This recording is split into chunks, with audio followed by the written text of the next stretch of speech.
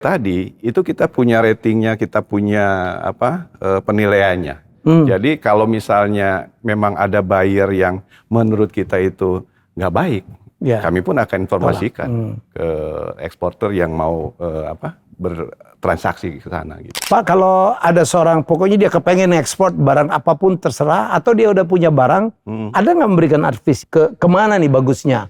Oke. Ada. Kita ngembangin ekosistem ekspor ini. Mulai dari nggak paham ekspor, menjadi eksportir besar, tambah besar, tambah besar.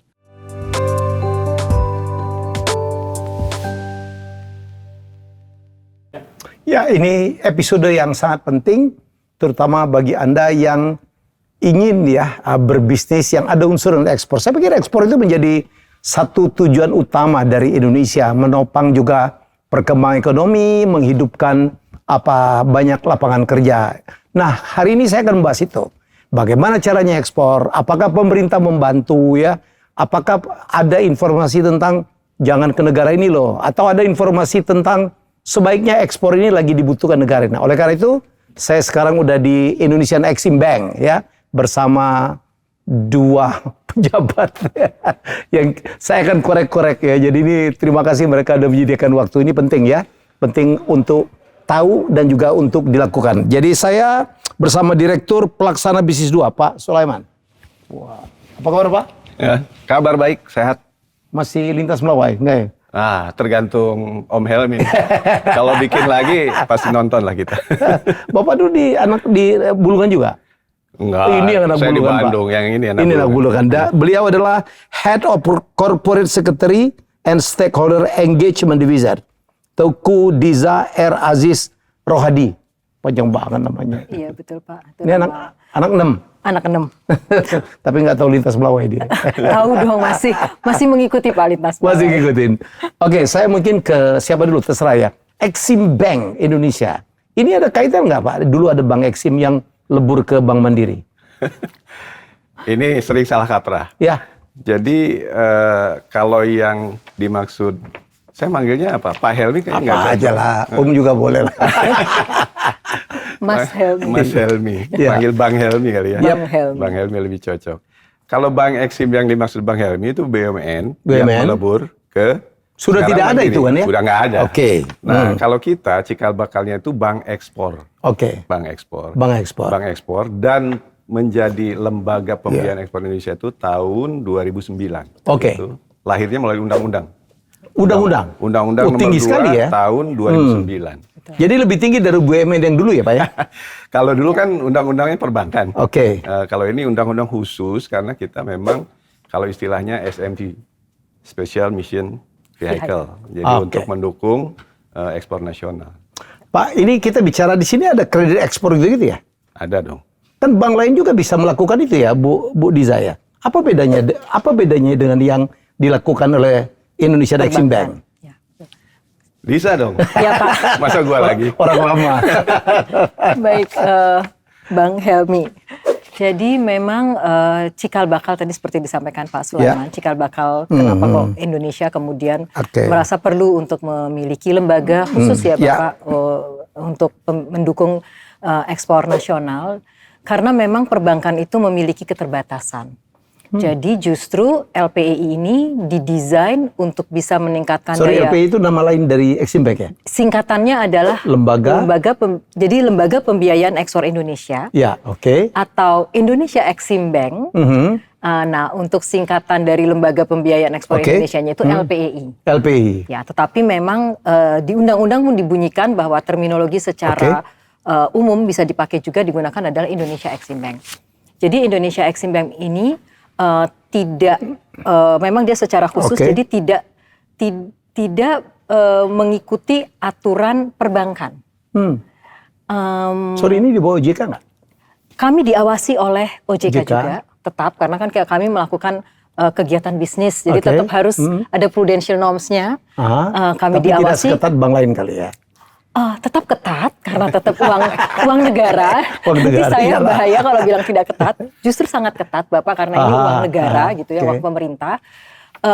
Jadi kita diawasi oleh OJK dan oleh Kementerian Keuangan untuk menjaga bahwa memang menjalankan mandat. Nah, apa yang membedakan kami dengan perbankan adalah justru melalui Indonesia Exim Bank ini diharapkan kami ini bisa mengisi istilahnya fill in the market gap, mengisi area-area yang perbankan komersial memang tidak bisa masuk karena mungkin atas alasan prudential norms mereka yang tidak membolehkan atau tidak masuk dalam risk appetite-nya perbankan atau yang memang kurang menguntungkan bagi perbankan. Tapi bagi negara, bagi pemerintah ini penting. Itu perlu untuk mendorong ekspor.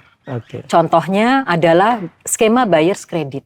Perbankan tidak bisa memberi fasilitas kepada buyer di luar negeri. Tapi kami bisa karena memang tugasnya Exim Bank adalah itu. Jadi supaya mereka mau beli gerbong yang diproduksi Inka daripada gerbong yang diproduksi oleh India atau China, maka kita waktu itu memfasilitasi pemerintah Bangladesh. Gitu, BUMN Bangladesh itu yang dapat kredit dari kita. Kita memberikan fasilitas itu. Kita structure sedemikian rupa, betul, fasilitas pembiayaan. Kita berikan kepada mereka, kita structure sedemikian rupa sehingga tetap mitigasi, tetap dilakukan mitigasi risiko gitu karena memang posisi kami yang lembaga pemerintah memungkinkan kami untuk itu, tetapi juga jadinya kita dapat ordernya. Paham. Bu, Exim Bank itu kan tidak saja di Indonesia kan? Betul. Negara-negara lain juga punya, mungkin Ibu bisa jelasin. Ya, jadi memang lembaga seperti Indonesia Exim Bank ini lazim di negara-negara yang memang ingin mendorong ekspor nasionalnya mereka. Jadi kalau Jepang itu seperti JBIC, kemudian US Exim kalau di Amerika. China Exim kalau di China. Nah, tetapi memang ada lembaga yang juga melakukan fasilitasi itu tidak dalam bentuk cash loan, tetapi mereka memberikan penjaminan atau asuransi ekspor. Jadi itu misalnya kayak kalau di China itu Sinosure, kalau di Jepang itu ada Nexi. Nah, Exim Bank Indonesia ini kita satu paket. Kami bisa lakukan semuanya, baik fungsi Exim Bank bisa, fungsi ECA juga bisa. Itu yang saya mau tanyain ke Pak Sulaiman. Pak, fungsi ECA jadi penjaminan dan asuransi. Tolong diterangin Pak, biar jelas nih, para eksporter dan calon eksporter ya, kalau ada ini. Jadi kami bekerja atas dasar mandat di undang-undang tadi. Jadi mandat kami itu sebenarnya ada 4 gitu. Yang pertama pembiayaan, itu. Yang kedua dari sisi penjaminan, ketiga asuransi, dan keempat adalah jasa konsultasi. Jadi kalau dibilang tadi satu paket, kita kalau misalnya ada keperluan untuk pembiayaan, tapi kita harus justifikasi ekspornya ada dulu. Karena nggak semua sektor usaha bisa kita biayai, tapi harus ada yang linknya dengan ekspor. Apakah itu direct ekspor ataupun indirect gitu. Jadi kuncinya adalah harus ekspor. Nah, pembiayaan bisa dilakukan juga hampir sama dengan perbankan sebetulnya. Ada yang namanya kredit jangka panjang, kredit investasi, ada juga. Kalau di kita istilahnya pembiayaan ya. Lalu ada juga yang untuk kebutuhan modal kerja. Ada untuk trade finance gitu. Jadi produk-produk yang ada di perbankan kita miliki. Nah, lalu yang membedakan tadi udah disampaikan. Kalau misalnya sekarang eksportir khawatir, wah ini gua ekspor ke sana, dibayar nggak sama bayar sana? Nah, pakailah fasilitas yang kita miliki yang namanya asuransi untuk ekspor, TCI, Trade Credit Insurance. Jadi kalau misalnya nanti suatu saat misalnya bayarnya itu ternyata default, nah bisa diklaim tuh, ya kan? Jadi kan aman tuh ekspor itu. Tapi kan nggak main-main juga Exim Bank Indonesia untuk memberikan penjaminan kita itu udah pasti kita ketahui karena kita juga punya relasi yang kuat dengan korespondensi dengan di luar di negara importer ya. Jadi buyer tadi itu kita punya ratingnya, kita punya penilaiannya. Jadi kalau misalnya memang ada buyer yang menurut kita itu nggak baik, kami pun akan informasikan ke eksporter yang mau bertransaksi ke sana gitu. Sorry, masih ada Pak. Itu, nah satu lagi. Kalau tadi kan insurance atau asuransi. Dari si penjaminan juga sama. Kalau misalnya tadi ada dari perbankan misalnya memberikan kredit. Nah, itu bisa kita cover juga penjaminan kredit istilahnya di kita. Kolateral. Jadi ada jadi menyediakan dijamin. juga jasa penjaminan. Betul. Betul. Jadi itu mungkin tambahannya. Pak, kalau ada seorang pokoknya dia kepengen ekspor barang apapun terserah, atau dia udah punya barang, ada nggak memberikan advice ya kemana nih bagusnya? Oke. Ada. Jadi gini, kan nggak semua pengusaha Indonesia itu eksportir. Yap. Ada juga yang punya cita-cita menjadi eksportir, tapi nggak tahu gimana caranya. Nggak ada caranya. Makanya di kita itu ada tadi yang jasa konsultasi. Kita punya kelas yang namanya CPNE. Pajangannya apa, Bu? Karena ini bahasa Inggris. Coaching Program for New Exporters. CPNE gitu kan gampangannya. Nah, CPNE ini sekarang alumninya kita udah lebih dari 6.000. Wow. Bang Helmi, lebih dari 6.000. Dan dengan alumni CPNE ini kita terus bangun relationship-nya. Ya, koordinasi dan sebagainya terus kita jalankan. Jadi CPNE ini apa? Ya kita ajarin lah. Kalau untuk ekspor itu perlunya ini, dokumennya ini dan sebagainya. Apa itu dalam regular class ya, Pak? Atau based on pertanyaan, inquiry baru dijawab? Iya, Bu. Enggak, jadi memang kita bikin kelas-kelas. Jadi memang ada modul-modulnya. Online, offline? Bisa both ways. Mau online ada, offline juga kami sediakan. Oke. Jadi udah 6.000? Saat ini lulusan dari CPNE-nya sudah 6.000. Berapa persen yang berhasil, Bu? Wah, Pak Sulaiman. Kalau angkanya sekarang mendekati 2.000. Ya. Jadi sangat bagus lah. 2.000, dari 6.000, 2.000 itu. Ya, karena sepatunya Pak Sulaiman tuh udah dibuat di Indonesia. Kemarin udah mulai ekspor, Pak. Dari Majalengka. Surprisingly ya. Surprising. Wow. Itu artinya kebanggaan dong bagi kita ya. Jadi kepercayaan dari dunia internasional ya, brand-brand hebat itu produksinya di sini ya. Berapa alas kaki dan sebagainya. Kalau negara tujuan ekspor kita apa ya, Bu, Pak, yang paling utama? Masih ke China. Nomor 1? Ya, masih ke China, Amerika. Wow. Oke, jadi mestinya pengetahuan tentang bagaimana mengekspor ke China, termasuk ngimpor juga saya dengar paling tinggi juga ya. Itu menjadi sesuatu yang sangat penting ya, Pak Sulaiman. Ya, betul. Jadi saya nambahin, justru kita, pemerintah khususnya, itu mengharapkan ada pasar ekspor baru. Makanya pemerintah itu punya namanya program, namanya PKE. Penugasan khusus ekspor. Termasuk ke Afrika. Nah, salah satunya adalah PKE kawasan.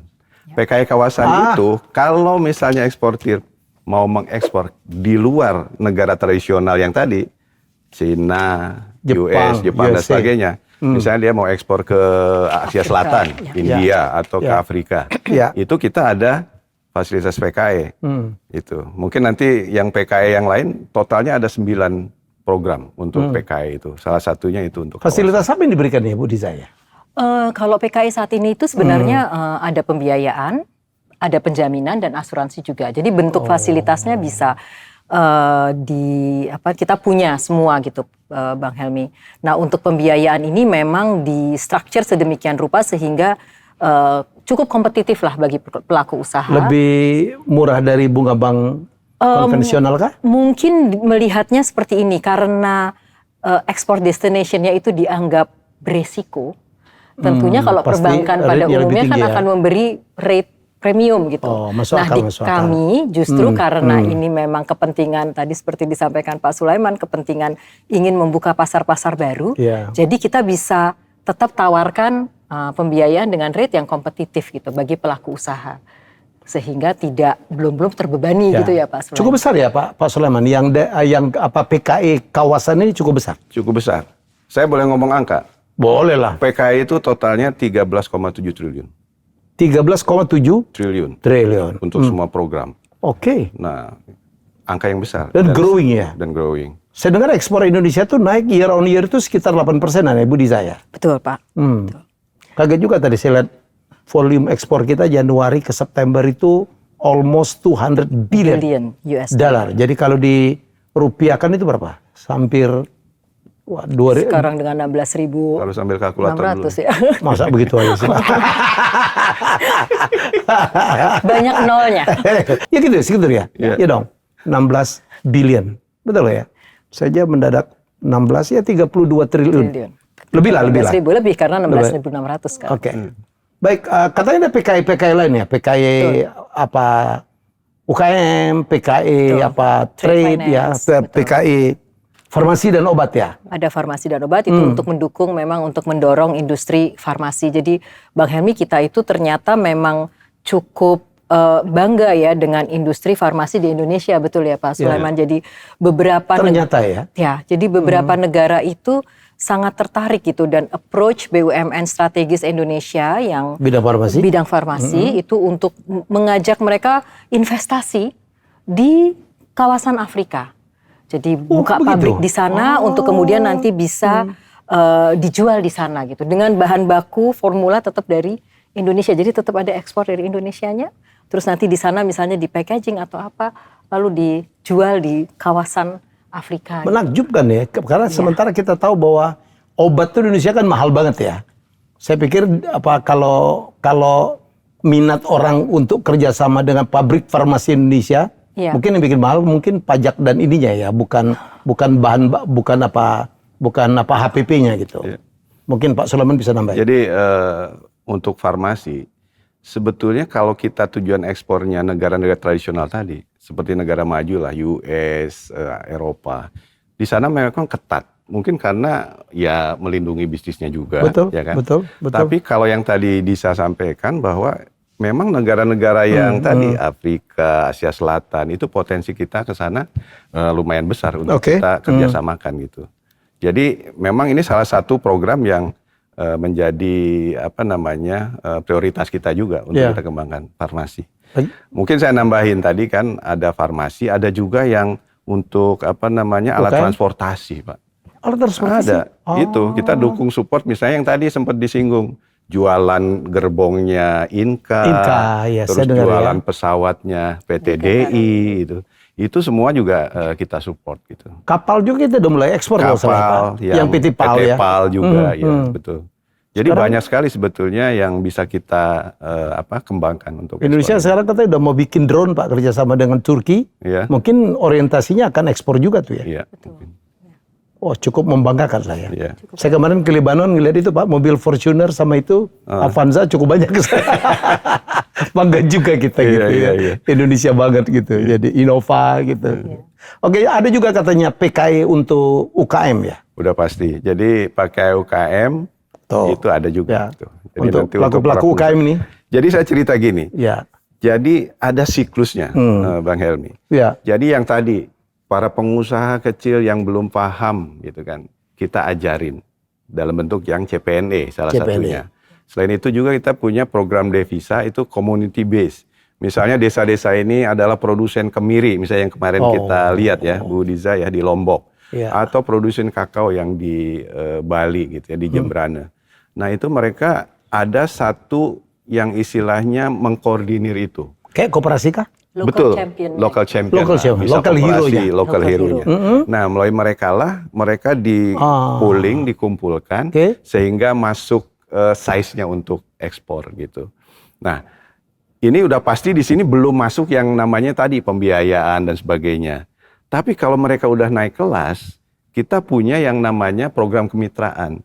Nah, program kemitraan ini bukan pembiayaan yang seperti tadi kita ceritakan, tapi program kemitraan ini untuk yang size-nya kecil-kecil. Misalnya kalau katakanlah pembiayaannya mungkin 50 juta sampai 100 juta.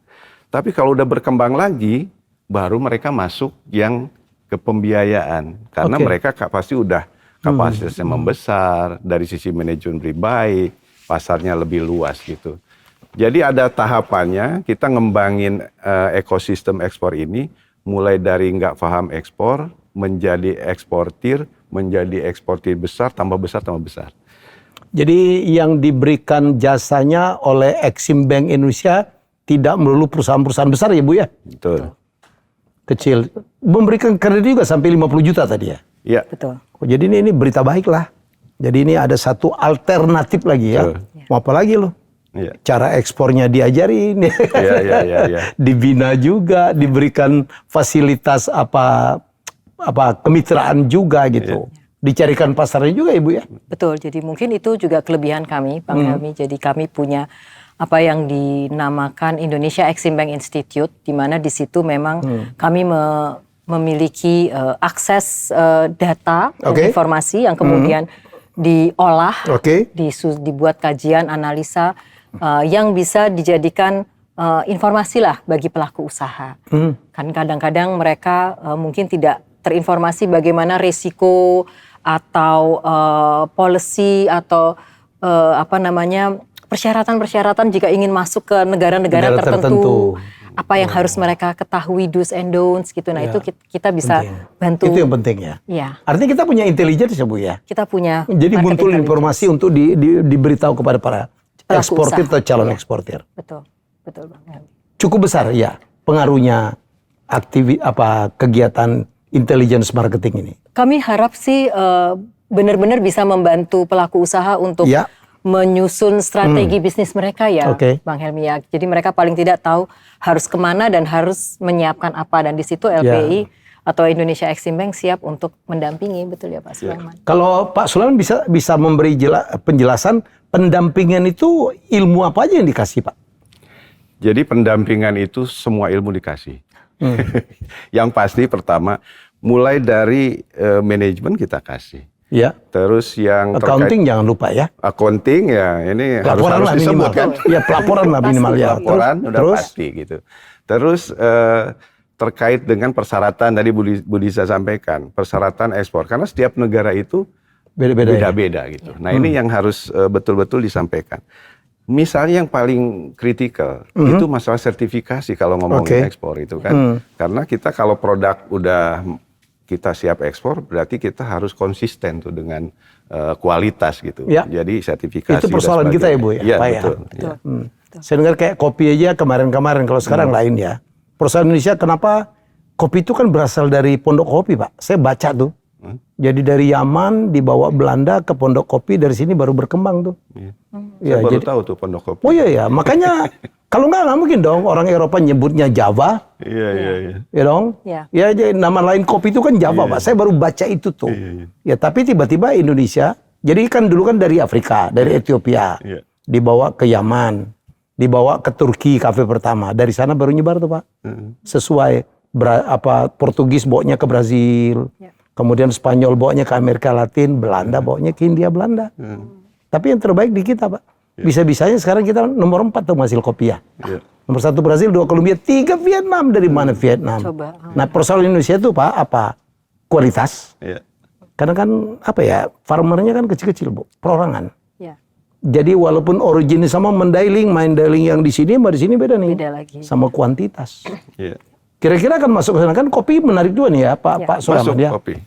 Tapi saya ada cerita menarik terkait dengan mau ekspor yang namanya rendang. Rendang itu? Itu ternyata susah distandarisasi. Karena masing-masing punya... Oleh negara pengimpor? Bukan Pak, oleh pelaku di kita. Oh iya. Karena mereka udah pasti, saya pengennya yang ininya begini, ini begini. Dan rasanya ya masing-masing beda-beda. Istri saya kan orang Padang Pak. Iya Pak. Antara neneknya sama tantenya masaknya beda loh. Kalau kita mau ekspor kan, wah kok rasanya beda gitu. Kan harus standarisasi gitu kan. Kita nggak bisa sih yang seperti itu. Ada masuk ke sana, maksudnya Exim Bank masuk ke sana dong. Iya. Ngasih tahu. Jadi persoalan kita tuh adalah diindustrialisasi ya Pak ya. Betul. Sama kontinuitas. Kontinuitas betul. Karena begitu ada kontrak sekian, ya kita harus penuhi kan. Ya. Sekarang komoditi kelapa Pak, saya baru baca tadi dengar Pak Amran itu mentargetkan 2.400 triliun dari ekspor kelapa. Karena Cina lagi gandrung banget gitu dengan kelapanya. Gara-gara di situ coconut latte top banget gitu. Jadi siap-siap dong Bu di saya. Jadi ada demand ya Bapak. Iya. Ibu peminum kopi kelapa juga enggak? Kopi black. Kopi black. Exim Bank juga melakukan business matching ya Pak ya. Iya, membantu produsen Indonesia untuk mencari lawannya di sana. Betul Pak. Jadi kami memang nggak kerja sendiri, Bang Helmi. Jadi kami kerjasama juga dengan stakeholders kita. Ya. Termasuk misalnya katakanlah dengan teman-teman di Kementerian Perdagangan udah pasti. Counterpartnya perdagangan. Ya. Perindustrian juga semua gitu. Nah seperti Kementerian Perdagangan punya perwakilan di beberapa negara. Para diaspora ya. Kita koordinasikan, termasuk berbagi informasi. gitu. Database dari teman-teman di Kementerian Perdagangan juga di-sharing ke kami. Ya termasuk dari Bea Cukai ya Bu Liza ya. Semua info-info itu kita serap dan itu yang kita bagikan kepada para pelaku ekspor kita. Nah terkait dengan business matching ya kita pertemukan juga di beberapa event dengan seperti yang terakhir lah mungkin yang event besar tahunan itu di TEI ya. Trade Expo Indonesia. Nah pada saat itu kan hampir semua negara hadir tuh di BSD waktu itu kan. Nah disitulah kesempatan kita mempertemukan UKM-UKM kita terutama dengan buyer-buyer di luar. Dan cukup banyak tuh transaksi yang bisa terjadi di sana gitu. Nah selain itu juga tentunya business matching yang kita lakukan di masing-masing negara tadi di tujuan ekspor. Tentu saja kerjasama juga dengan atase perdagangan di negara-negara di mana kita punya perwakilan ya. Mungkin Ibu bisa jelasin. Jadi kalau karena status kami sebagai lembaga pemerintah, memang kita mendapatkan privilege untuk bisa menjalin relationship dengan kementerian lembaga. Jadi kalau dalam hal ini tidak hanya dengan ITPC atau atase perdagangan yang Kementerian Perdagangan, tetapi juga dengan Kemlu. Dengan Kementerian Luar Negeri kita juga relationship Indonesia Exim Bank juga cukup baik. Jadi duta-duta besar itu kita harapkan juga sudah cukup mengenal bahwa ini ada lembaga pembiayaan ekspor di Indonesia yang kemudian bisa mungkin memfasilitasi perdagangan antara Indonesia dengan negara-negara kalau memang ada potensi ekspor di sana. Gitu. Kemudian tentunya kalau dengan Kementerian Keuangan semua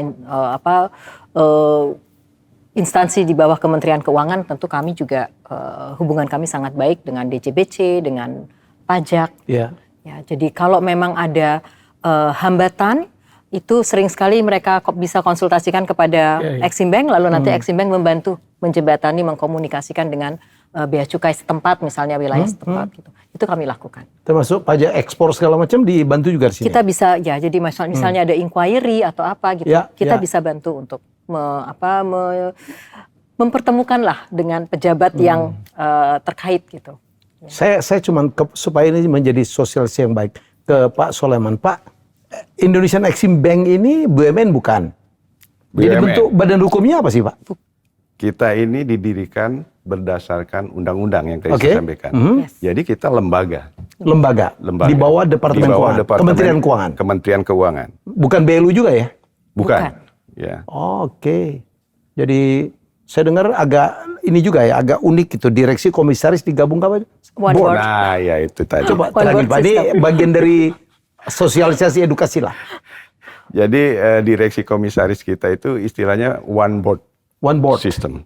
Jadi one star ya Bu Liza. One star. Jadi ada mungkin kalau dipersamakan dengan komisaris itu ada dewan direktur. Di Undang-Undang LPEI, Bang Helmi, itu dibunyikannya begini, bahwa organ tunggal LPEI adalah dewan direktur. Jadi sebenarnya memang organnya adalah dewan direktur. Nah, anggota dewan direktur ini ada yang terdiri dari pejabat-pejabat yang ditunjuk dari kementerian. Ex officio. Dan di situ sudah disebut Kementerian Keuangan, Kementerian Perindustrian, Perdagangan, dan terakhir Pertanian sebenarnya. Kemlu nggak ada ya? Hanya saat ini nggak ada. Saat ini memang belum ada representasi, tapi kami, anggota Dewan Direktur kami saat ini terdiri dari anggota dari Kementerian Keuangan, Kementerian Perdagangan, Kementerian Perindustrian. Dan kemudian ada yang profesional. Nah, salah satu anggota Dewan Direktur itu ditunjuk oleh Menteri Keuangan. Ini semuanya diangkatnya oleh Menteri Keuangan. Itu ditunjuk oleh Menteri Keuangan untuk menjadi Direktur Eksekutif. Chairman-nya. Jadi dia sebagai Ketua Dewan Direktur, jadi gini bunyinya. Salah satu anggota ditunjuk menjadi Ketua Dewan Direktur, merangkap Direktur Eksekutif.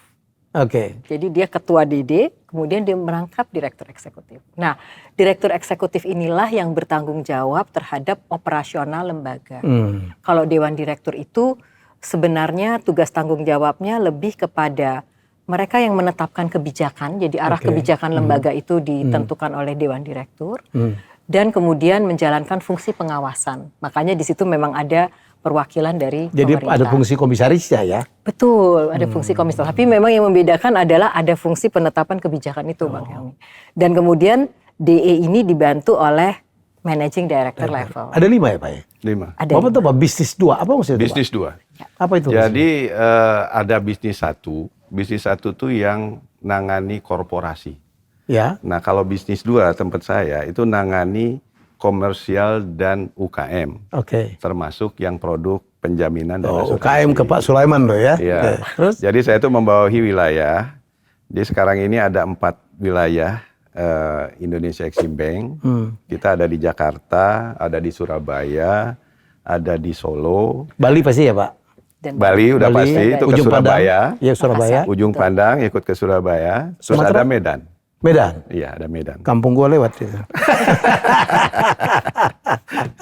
Oke. Jadi ini begitu. Pak, kan pasti ada Exim Bank juga melakukan upaya untuk memperluas ya. Kan kita kan growth ya kan? Betul. Growth mindset. Ada upaya misalnya untuk membuat diversifikasi kah?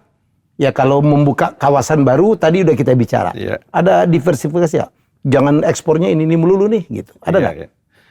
Jadi kita memang sekarang ini mau betul-betul menjadi ECA.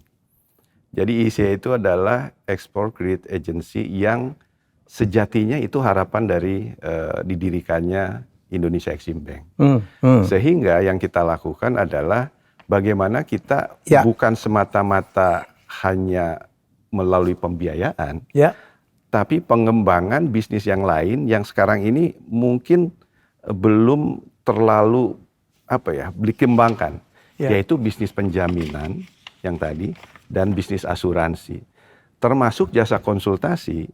Selama ini kan kita fokusnya konsultasi untuk yang tadi UKM atau calon eksportir.